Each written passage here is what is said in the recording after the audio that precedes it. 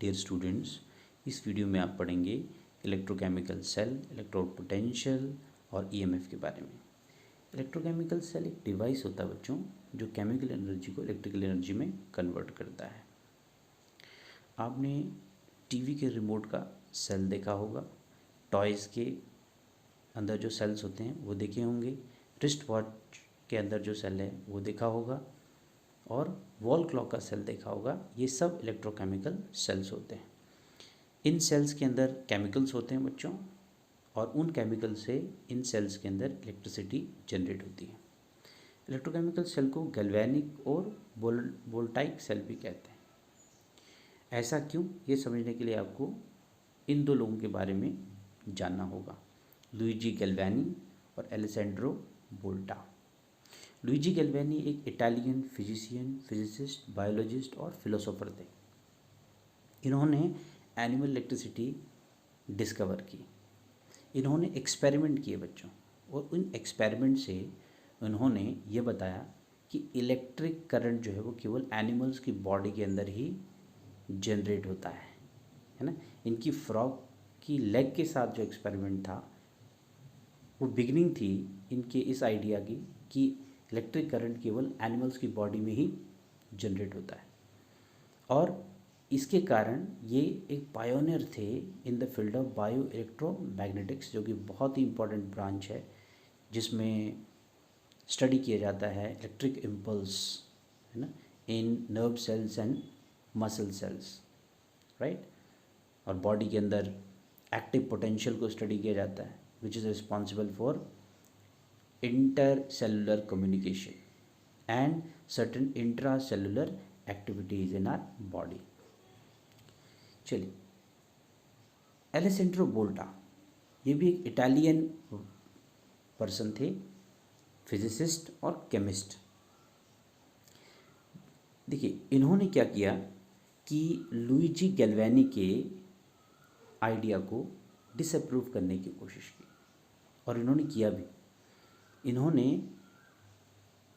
वोलेटिक pile जो है उसका इन्वेंशन किया इन 1799, और वो उन्होंने किया आफ्टर परफॉर्मिंग एन एक्सपेरिमेंट। जो कि एक्सपेरिमेंट क्या था, इन्होंने क्या किया कि जिंक और कॉपर की जो प्लेट्स हैं अल्टरनेटिवली इनको अरेंज किया, और उनके बीच में एक क्लॉथ डाला, है ना, डिप्ड इन, जो क्लॉथ था that was previously dipped in salt solution. तो इस सिस्टम से उन्होंने इलेक्ट्रिसिटी जनरेट कर दी। अब इसमें कोई भी एनिमल पार्ट इन्वॉल्व नहीं है। तो इस एक्सपेरिमेंट से उनको एक आइडिया मिला कि इलेक्ट्रिसिटी को विदाउट एनिमल पार्ट को यूज़ करके भी जनरेट किया जा सकता है ना, केवल एनिमल इसके लिए रिस्पॉन्सिबल नहीं है। तो इन्होंने डीबंक किया था गैल्वेनी का आइडिया कि इलेक्ट्रिसिटी को केवल लिविंग ऑर्गेनिज्म में ही जनरेट किया जा सकता है, या इलेक्ट्रिसिटी केवल लिविंग ऑर्गेनिज्म में ही जनरेट होती है ना। तो see these two people, they did lot of experiments, they studied production of electricity in different ways, and their research led to the invention of modern day electrochemical cells. तो इसीलिए electrochemical cells जो हैं उनको galvanic या voltaic cell भी कहते हैं। चलिए आगे चलते हैं और एक इलेक्ट्रोकेमिकल सेल को अंडरस्टैंड करने की कोशिश करते हैं कि इलेक्ट्रोकेमिकल सेल कैसे वर्क करता है। हमने एक सिंपल इलेक्ट्रोकेमिकल सेल लिया हुआ है, जिंक कॉपर इलेक्ट्रोकेमिकल सेल। थोड़ा सा इसकी कंस्ट्रक्शन समझेंगे आप। इसमें देखिए दो कंटेनर्स हैं, है ना। इस कंटेनर में जिंक रॉड है dipped in zinc sulphate solution. Zinc sulphate जो सॉल्यूशन है वो क्या है, 1 मोलैरिटी स्ट्रेंथ वाला सॉल्यूशन है। और दूसरा जो कंटेनर है इसमें क्या है बच्चों, कॉपर सल्फेट है, 1 मोलैरिटी कॉपर सल्फेट एक्वस, ठीक है। और इसमें क्या है, कॉपर रॉड डिप्ड है, ठीक है। अब ये दोनों जो है रॉड्स कनेक्टेड हैं, राइट। और इसमें आपने एमीटर और की भी लगाई हुई, राइट। चलिए इसके अलावा आप देख सकते हैं कि यहाँ पे ये चीज़ क्या है, सॉल्ट ब्रिज कहते हैं इसको, है ना। एक इन्वर्टेड यू शेप्ड ट्यूब है और इसके अंदर भरा हुआ है बच्चों एक इनर्ट इलेक्ट्रोलाइट। तो इसको कैसे बनाते हैं, अगार अगार या जिलेटिन में कोई इनर्ट इलेक्ट्रोलाइट मिक्स करते हैं और एक सैचुरेटेड सॉल्यूशन बनाते हैं उस इनर्ट इलेक्ट्रोलाइट का, और फिर इसके ये जो एंड्स हैं इनको ग्लास वूल से प्लग कर देते हैं, है ना, इमर्ज करने से पहले सॉल्यूशंस में। तो हम पढ़ेंगे अभी कि एक इनर्ट इलेक्ट्रोलाइट क्या होता है उसके बारे में भी, लेकिन थोड़ा सा उससे पहले पढ़ेंगे ये इलेक्ट्रोकेमिकल सेल वर्क कैसे करेगा।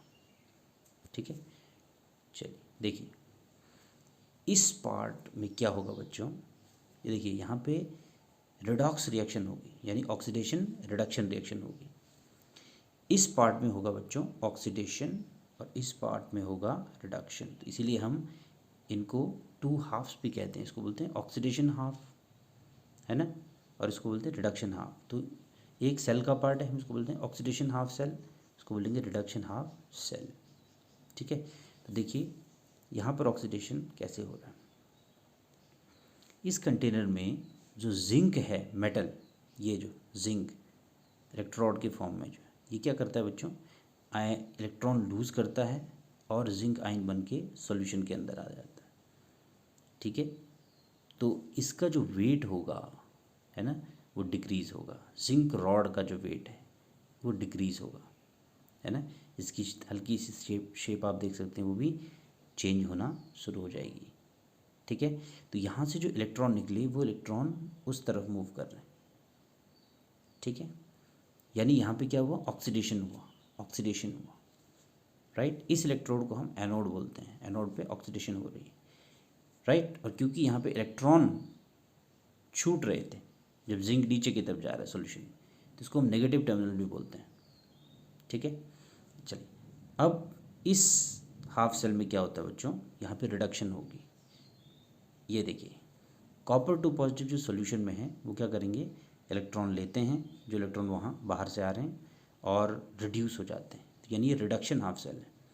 तो इससे क्या होगा, इससे क्या होगा बच्चों कि यहाँ पे देखिए आप देख रहे होंगे इसकी भी शेप थोड़ा सा चेंज हो गई, कॉपर डिपॉजिट हो रहे हैं, थिकर लग रहा है आपको वहाँ पे। तो यहाँ पर क्या हो रहा है, इस हाफ सेल में जिंक इज़ गेटिंग ऑक्सीडाइज, यहाँ पे क्या हो रहा है, copper two positive ions are getting reduced, right. और आउटर सर्किट में आप देखेंगे तो इलेक्ट्रॉन मूव कर रहे हैं from zinc electrode to copper electrode. लेकिन आप जानते हैं कि जो डायरेक्शन ऑफ इलेक्ट्रिसिटी होती है that is opposite to the direction of movement of electron. तो इलेक्ट्रिक करंट की जो डायरेक्शन है वो कहाँ से है, from copper to zinc electrode है।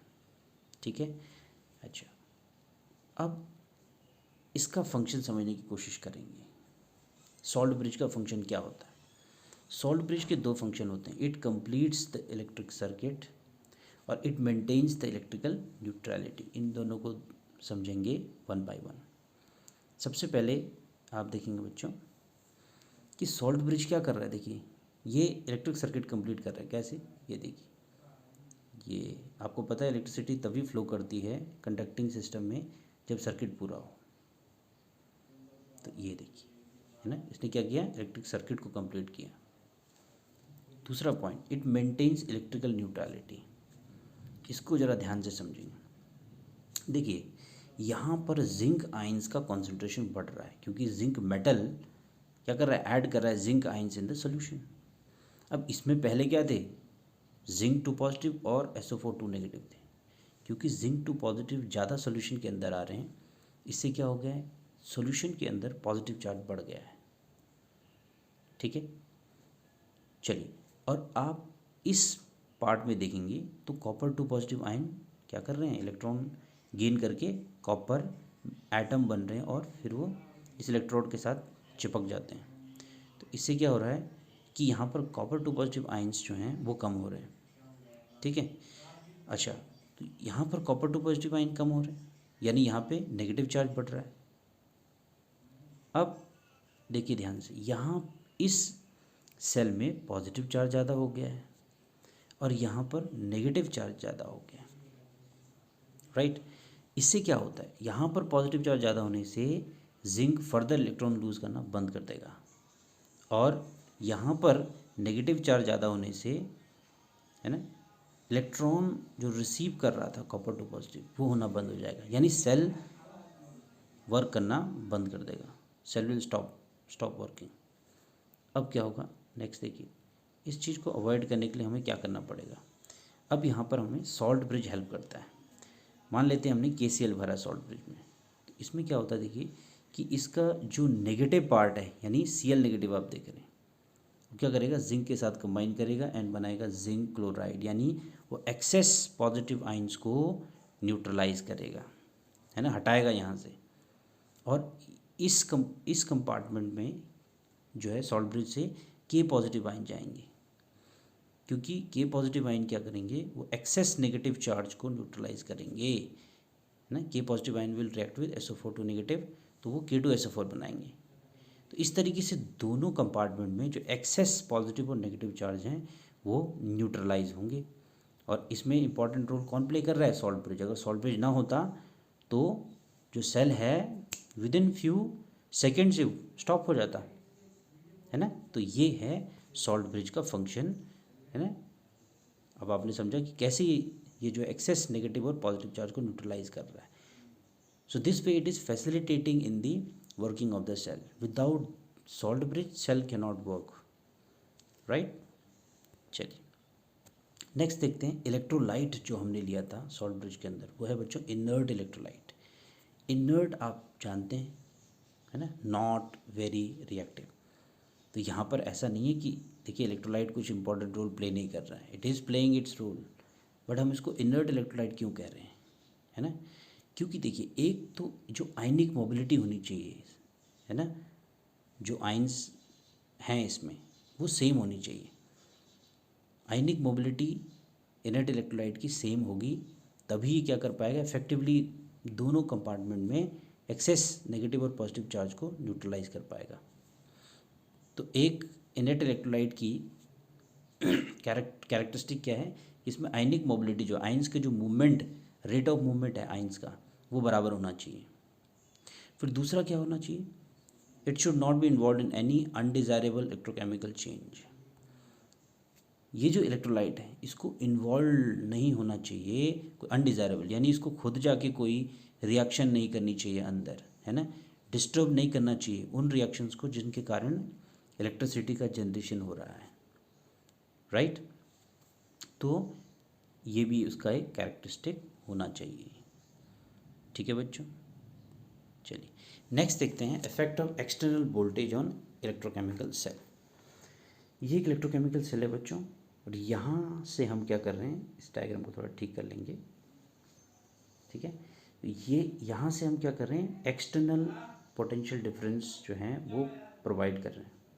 अब याद रखिए कि जो हमने पीछे सेल डिस्कस किया था उसका जो पोटेंशियल होता है 110 वोल्ट, ठीक है। जिंक कॉपर इलेक्ट्रोकेमिकल सेल का जो वोल्टेज होता है या पोटेंशियल डिफरेंस या EMF वो होता है 110 वोल्ट। तो हम यहाँ पर क्या स्टडी करने की कोशिश करें, effect of external voltage on electrochemical cell. तो ये हमारा क्या है बच्चों, इलेक्ट्रोकेमिकल सेल है, और यहाँ से हम क्या कर रहे हैं, एक्सटर्नल वोल्टेज जो है वो सप्लाई कर रहे हैं। चलिए तो क्या होगा इसका इफेक्ट, ये समझेंगे आप। इसको फिर से ठीक कर देते हैं, ठीक है। चलिए तो अगर हम एक्सटर्नल वोल्टेज, और किससे प्रोवाइड करेंगे हम एक्सटर्नल वोल्टेज, किसी सेल से करेंगे, है ना, सोर्स ऑफ करंट से करेंगे। तो सोर्स ऑफ करंट क्या होगा, हमें यहाँ पे DC चाहिए, तो एक सेल होगा, वो भी एक इलेक्ट्रोकेमिकल सेल है ना, वो भी क्या है, इलेक्ट्रोकेमिकल सेल है। चलिए तो अगर बाहर की जो वोल्टेज है बच्चों वो क्या होगी, 1.10 वोल्ट से कम होगी, यानी इसका जो पोटेंशियल डिफरेंस है उससे कम होगी। तो क्या होगा देखिए कि यहाँ पे जिंक से कॉपर की तरफ इलेक्ट्रॉन जाएंगे जैसे हमने पीछे देखा था, और इलेक्ट्रिक करंट की डायरेक्शन होगी कॉपर टू जिंक। तो यहाँ पे जो गैल्वेनोमीटर लगाया है वो आपको डिफ्लेक्शन दे देगा लेफ़्ट की तरफ, है ना, कि इलेक्ट्रिक करंट कॉपर से जिंक की तरफ फ्लो कर रहा है, यानी अभी जो हमारा इलेक्ट्रोकेमिकल सेल है वो इलेक्ट्रोकेमिकल सेल की तरह ही वर्क कर रहा है। अगर देखिए बाहर का जो एक्सटर्नल पोटेंशियल डिफरेंस का सोर्स है, अगर उसका जो ईएमएफ है या वोल्टेज है वो 110 के बराबर है, तो क्या होगा? उस कंडीशन में क्या होगा बच्चों कि आपका जो इलेक्ट्रोकेमिकल सेल है वो वर्क करना बंद कर देगा। गैल्वेनोमीटर में कोई डिफ्लेक्शन नहीं है, दिखेगी आपको, यानी कोई भी करंट फ्लो नहीं कर रहा है, अब इसने वर्क करना बंद कर दिया है ना। चलिए थर्ड केस क्या है कि अगर हम एक्सटर्नल जो वोल्टेज सप्लाई कर रहे हैं वो 110 वोल्ट से ज़्यादा करेंगे तो क्या होगा? इस कंडीशन में ये जो आपका इलेक्ट्रोकेमिकल सेल है वो बन जाएगा बच्चों इलेक्ट्रोलाइटिक सेल। यानी अब क्या होगा, अब यहाँ पे नॉन स्पॉन्टेनियस रिएक्शंस होंगी इन दोनों कंपार्टमेंट में। कैसे? देखिए एक एक करके समझिए। अब क्या होगा बच्चों, इस कंपार्टमेंट में जो जिंक 2 पॉजिटिव है वो इलेक्ट्रॉन गेन करेंगे और बन जाएंगे जिंक सॉलिड। यानी पहले क्या हो रहा था उस कंपार्टमेंट में जिंक इलेक्ट्रॉन लूज करके जिंक 2 पॉजिटिव आयन बन के सोल्यूशन में जा रहे थे, लेकिन अब एक्सटर्नल वोल्टेज 1.10 वोल्ट से ज़्यादा है तो क्या होगा, इलेक्ट्रॉन आ रहे हैं अंदर, जिंक 2 पॉजिटिव इलेक्ट्रॉन लेंगे, जिंक सॉलिड बन जाएंगे और जिंक डिपॉजिट होने लगेगा जिंक इलेक्ट्रोड के ऊपर, यानी जिंक 2 पॉजिटिव का रिडक्शन हो जाएगा। ये उल्टी प्रोसेस है। अगर जिंक और कॉपर को कंपेयर करेंगे तो ये जो है प्रोसेस नॉन स्पॉन्टेनियस है। इसी तरीके से दूसरे कंपार्टमेंट में क्या होगा, दूसरे इस कंपार्टमेंट में या इस हाफ सेल में क्या होगा, इस हाफ सेल में देखो क्या होगा, कॉपर जो है वो क्या करेगा, इलेक्ट्रॉन लूज करेगा and it will become copper 2 positive. ठीक है, अब ये कॉपर इलेक्ट्रॉन लूज कर रहा है, जबकि कॉपर को क्या करना चाहिए, इलेक्ट्रॉन गेन करना चाहिए। तो यहाँ पे एक नॉन सपोर्टेनियस प्रोसेस हो रही है, ये इलेक्ट्रॉन बाहर जा रहे हैं, है ना, जो एक्सटर्नल सोर्स है वोल्टेज का उसकी तरफ, और वो इलेक्ट्रॉन दे रहा है किसको, इस हाफ सेल को। तो अब यहाँ पे कुछ चीज़ें चेंज हो गई, ये जो है वो बन गया है ऑक्सीडेशन हाफ सेल, ये बन गया है रिडक्शन हाफ सेल, और इन दोनों में जो रिएक्शन हो रही हैं वो हो रही हैं because of the external EMF being applied. उसने क्या कर दिया है कि इस सेल को बना दिया है इलेक्ट्रोलाइटिक सेल। इलेक्ट्रोलाइटिक सेल में क्या होता है, इलेक्ट्रिसिटी जब आप पास करते हैं तो नॉन स्पॉन्टेनियस केमिकल रिएक्शंस होती हैं। तो आपने देखा कि इस कंटेनर में जिंक 2 पॉजिटिव इलेक्ट्रॉन गेन कर रहे हैं और कॉपर इलेक्ट्रॉन लूज कर रहा है, ये दोनों जो है नॉन स्पॉन्टेनियस रिएक्शंस हैं, है ना। तो इसका मतलब अब ये क्या बन गया, इलेक्ट्रोलाइटिक सेल बन गया, राइट। और इस कंडीशन में क्या होगा, है ना, जो इलेक्ट्रिक करंट है आपको उसकी direction, current flows from zinc to copper, ये इस तरफ इलेक्ट्रिक करंट ऐसे फ्लो कर रहा है। हालांकि ये इलेक्ट्रिक करंट जनरेट नहीं कर रहा है, लेकिन वो क्या है, केवल इलेक्ट्रॉन्स की मूवमेंट से आपको दिख रहा है कि क्योंकि इलेक्ट्रॉन ऐसे चल रहे हैं तो आपको इस पार्ट में सर्किट के लग रहा है कि इलेक्ट्रॉन कहाँ से मूव कर रहा है, जिंक टू, माने इलेक्ट्रॉन का फ्लो कहाँ से है, जिंक टू कॉपर, उल्टा हो गया है। ठीक है, दैट्स इट। तो इन शॉर्ट अगर एक्सटर्नल वोल्टेज जो है 1.10 वोल्ट से कम है, यानी इसके ईएमएफ से कम है, तो ये वर्क करता रहेगा एज इलेक्ट्रोकेमिकल सेल। अगर बराबर हो गया इट विल स्टॉप वर्किंग। अगर एक्सटर्नल पोटेंशियल डिफरेंस ज़्यादा है यानी एक्सटर्नल ईएमएफ ज़्यादा है तो ये वर्क बन जाएगा इलेक्ट्रोलाइटिक सेल। चलिए नेक्स्ट देखते हैं। नेक्स्ट समझेंगे बच्चों इलेक्ट्रोड पोटेंशियल क्या होता है। ठीक है, तो इलेक्ट्रोड पोटेंशियल जो है इसको समझने के लिए इलेक्ट्रोड कंसिडर कर लेते हैं।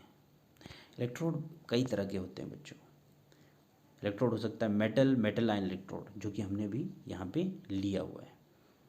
इलेक्ट्रोड हो सकता है metal insoluble salt electrode, gas electrode, अमालगम electrode, oxidation reduction electrode, ये कुछ तरह के इलेक्ट्रोड हैं। तो इलेक्ट्रोड पोटेंशियल को समझने के लिए हमने ले लिया है मेटल आयन इलेक्ट्रोड। तो जब भी आप किसी मेटल को, है ना, ऐसे सॉल्ट सॉल्यूशन में डिप करते हैं जिसमें उस मेटल का आयन है, तो 3 पॉसिबिलिटी होती हैं, है ना, उसमें 3 पॉसिबिलिटी अराइज होती हैं। कौन कौन सी, देखिए हमने यहाँ पे क्या लिया, कॉपर मेटल को कॉपर सल्फेट में डिप किया हुआ, कॉपर सल्फेट एक्वस सॉल्यूशन में डिप किया हुआ। तो देखिए फर्स्ट पॉसिबिलिटी क्या है कि यहाँ पर copper two positive ion solution से कोलाइड करें इलेक्ट्रोड पे और वापस चले जाएं, कोई चेंज नहीं हो रहा है, नथिंग इज हैपनिंग। दूसरी पॉसिबिलिटी क्या है बच्चों कि अगर ये जो मेटल है यहाँ पे उसकी टेंडेंसी इलेक्ट्रॉन को लूज़ करने की ज़्यादा है, तो क्या होगा, है ना, यहाँ पर जो हमने मेटल लिया कॉपर, कॉपर क्या करेगा, इलेक्ट्रॉन को लूज़ करेगा, इलेक्ट्रॉन इलेक्ट्रोड के ऊपर छूट जाएंगे, है ना, और पॉजिटिव आयन सॉल्यूशन में चले जाएंगे। तो अब जो सॉल्यूशन है और इलेक्ट्रोड है इसके बीच में चार्ज सेपरेशन हो गया। कुछ देर तक ये प्रोसेस चलती रहेगी, बैकवर्ड प्रोसेस भी चलेगी, एक इक्विलिब्रियम सेटअप हो जाएगा और इक्विलिब्रियम पे इलेक्ट्रोड के ऊपर नेगेटिव चार्ज जैसे आप देख पा रहे हैं और सॉल्यूशन में पॉजिटिव चार्ज होगा, यानी चार्ज सेपरेशन हो जाएगा। अब हम कह सकते हैं कि जो सॉल्यूशन है वो हायर पोटेंशियल पे है और इलेक्ट्रोड लोअर पोटेंशियल पे है, और ये जो पोटेंशियल डिफरेंस होता है यही है इलेक्ट्रोड पोटेंशियल। ठीक है, चलिए इस पिक्चर में देखेंगे यहाँ पे क्या हो रहा है। अब अगर इलेक्ट्रोड की जो टेंडेंसी है वो इलेक्ट्रॉन गेन करने की ज़्यादा है, तब क्या होगा, कॉपर टू पॉजिटिव आयन जो सॉल्यूशन में है वो इलेक्ट्रॉन गेन करेंगे, यानी इलेक्ट्रोड उनको इलेक्ट्रॉन देगा, है ना। तो आप देख सकते हैं कि यहाँ पे copper two positive ion electron gain कर रहे हैं, वो कॉपर सॉलिड बन रहा है ना। तो ये इलेक्ट्रॉन किससे आए, इलेक्ट्रोड से आए, इसलिए इलेक्ट्रोड जो है क्योंकि उसने इलेक्ट्रॉन लूज़ किए वो पॉजिटिव चार्ज वाला बन गया है और सॉल्यूशन नेगेटिव चार्ज वाला है। ठीक है, तो देखिए इसमें भी क्या है, ठीक है, एक बार फॉरवर्ड प्रोसेस होगी, फिर धीरे धीरे बैकवर्ड प्रोसेस भी होगी, यानी copper two positive ion electron gain करके कॉपर सॉलिड बन रहे हैं, फिर जो कॉपर सॉलिड है वो भी इलेक्ट्रॉन लूज़ करके सॉल्यूशन में जाएगा। तो जब इक्विलिब्रियम स्टैब्लिश होगा इस तरह का जो सिस्टम है उसमें आप देखेंगे अल्टीमेटली कि जो इलेक्ट्रोड है उस पर पॉजिटिव चार्ज है और जो सॉल्यूशन है उस पर नेगेटिव चार्ज, यानी इलेक्ट्रोड हायर पोटेंशियल पे है और जो सॉल्यूशन है वो लोअर पोटेंशियल पे है, दोनों में पोटेंशियल का डिफरेंस है और यही पोटेंशियल डिफरेंस जो है उसको हम कहेंगे इलेक्ट्रोड पोटेंशियल। ठीक है, आगे देखिए, तो इलेक्ट्रोड पोटेंशियल क्या है, electrical potential difference setup between the metal and ions in the solution, जो कि मैंने आपको पीछे समझा दिया। अच्छा, ये दो तरह का होता है, oxidation potential, reduction potential. Oxidation potential क्या है बच्चों, जब इलेक्ट्रोड की जो टेंडेंसी होती है वो इलेक्ट्रॉन को लूज़ करने की होती है, तो उस समय जो सॉल्यूशन यानी जो मेटल और आयंस में जो पोटेंशियल डिफरेंस है उसको हम बोलेंगे oxidation potential of the metal. और अगर मेटल की टेंडेंसी इलेक्ट्रॉन को गेन करने की ज़्यादा है इलेक्ट्रोड की, तो उस कंडीशन में क्या होता है ना, ये देखिए गेन करने की ज़्यादा है, तो उस कंडीशन में जो मेटल है और सॉल्यूशन उनमें जो पोटेंशियल डिफरेंस जो है उसी को हम कहेंगे रिडक्शन पोटेंशियल। तो ऑक्सीडेशन पोटेंशियल मतलब टेंडेंसी टू लूज इलेक्ट्रॉन या गेट ऑक्सीडाइज, और रिडक्शन पोटेंशियल मतलब टेंडेंसी टू गेन इलेक्ट्रॉन और गेट रिड्यूस्ड, है ना। याद रखिए कि जो इलेक्ट्रोड पोटेंशियल हैं उनको हम जनरली रिडक्शन पोटेंशियल की फॉर्म में ही एक्सप्रेस करते हैं, और जो रिडक्शन ये एज पर कन्वेंशन है, और रिडक्शन पोटेंशियल जो होते हैं बच्चों नेगेटिव ऑफ ऑक्सीडेशन पोटेंशियल, इसको हम आगे समझते हैं। देखिए ये एक इलेक्ट्रोकेमिकल सीरीज होता है बच्चों, arrangement of elements in the increasing और decreasing order of the reduction potential. तो इस पिक्चर में आप देखेंगे कि आप जब नीचे की तरफ जा रहे हैं तो रिडक्शन पोटेंशियल इंक्रीज हो रहा है ना। लिथियम और सोडियम को कंपेयर करें, लिथियम का जो रिडक्शन पोटेंशियल है -3.05 है और सोडियम का -2.71 है। तो दोनों को कंपेयर करके आप ये कह सकते हैं कि लिथियम ज़्यादा आसानी से इलेक्ट्रॉन लूज़ करेगा कंपेयर टू सोडियम, क्योंकि सोडियम को का इलेक्ट्रॉन गेन करने की टेंडेंसी ज़्यादा है ना, कंपेयर टू लिथियम। तो आप उसको दूसरी तरह से भी कह सकते हैं, है ना। अच्छा, पीछे जो मैंने आपको बताया था इस पॉइंट को समझेंगे। देखिए लिथियम का जो रिडक्शन ऑक्सीडेशन पोटेंशियल है वो होता है बच्चों 3.05, तो उसका रिडक्शन पोटेंशियल क्या होगा माइनस ऑफ दैट 3.05, तो इसलिए यहाँ पे क्या है -3.05। तो देखिए यहाँ पे क्या है, इलेक्ट्रोकेमिकल सीरीज हाइड्रोजन के ऊपर बेस्ड है, हाइड्रोजन को है ना हाइड्रोजन के साथ कंपेयर करके ये बनाई गई, ठीक है। तो इलेक्ट्रोड पोटेंशियल कैसे हम फाइंड करते हैं इसको भी हम समझेंगे, है ना। तो उससे पहले थोड़ा सा आप ये समझ लीजिए कि इलेक्ट्रोकेमिकल सीरीज़ होती क्या है, जो कि मैंने आपको थोड़ी देर पहले बताया था। क्या है, अरेंजमेंट है एलिमेंट्स का इन द इंक्रीजिंग और decreasing order of the reduction potential, जो कि आप यहाँ पे देख सकते हैं, है ना।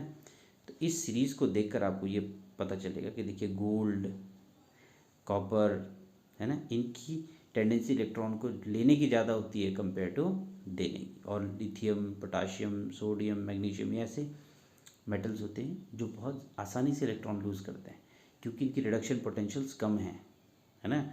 और कॉपर, सिल्वर, मर्क्यूरी, गोल्ड, इनकी रिडक्शन पोटेंशियल्स ज़्यादा है। ठीक है, चलिए तो अभी हम इस चीज़ को भी पढ़ेंगे कि क्यों हाइड्रोजन जो है उसको रिलेट करके हम इलेक्ट्रॉन पोटेंशियल निकालते हैं। ठीक है।